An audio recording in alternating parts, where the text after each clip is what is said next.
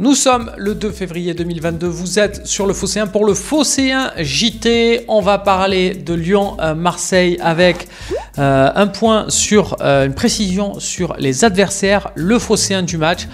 Malgré ça, ça passe pas, hein. C'est là, je sais pas vous, moi c'est là. Et puis on va parler visite médicale. Tiens.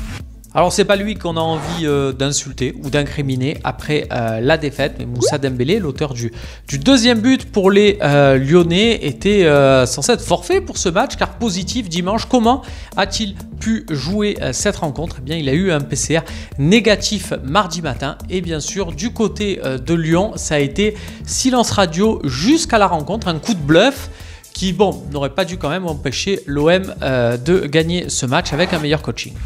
Oui, désolé, je vous ai prévenu, ça passe pas, ça passe pas. Bon, on va finir sur cette rencontre avec le Phocéen du match. Sans surprise, c'est Matteo Guendouzi. Il est suivi par Paul Lopez.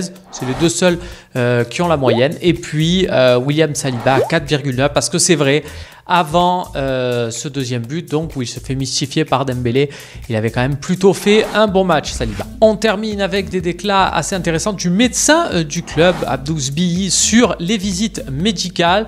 Voilà, contrebalancé avec les déclarations dans son livre de Patrice Evra. C'est à retrouver dans une dépêche sur le Phocéen. Je vous laisse aller voir ça. Voilà, c'est fini pour le JT du Phocéen. C'est peut-être pas fini pour le SUM encore après ce Lyon-Marseille. On espère que ça va passer. En attendant, pour être bien sûr de ne rien rater sur l'actualité de l'OM, je vous le redis, Facebook, Twitter, Instagram, YouTube, vous avez tous les réseaux sociaux du Phocéen pour rester connectés.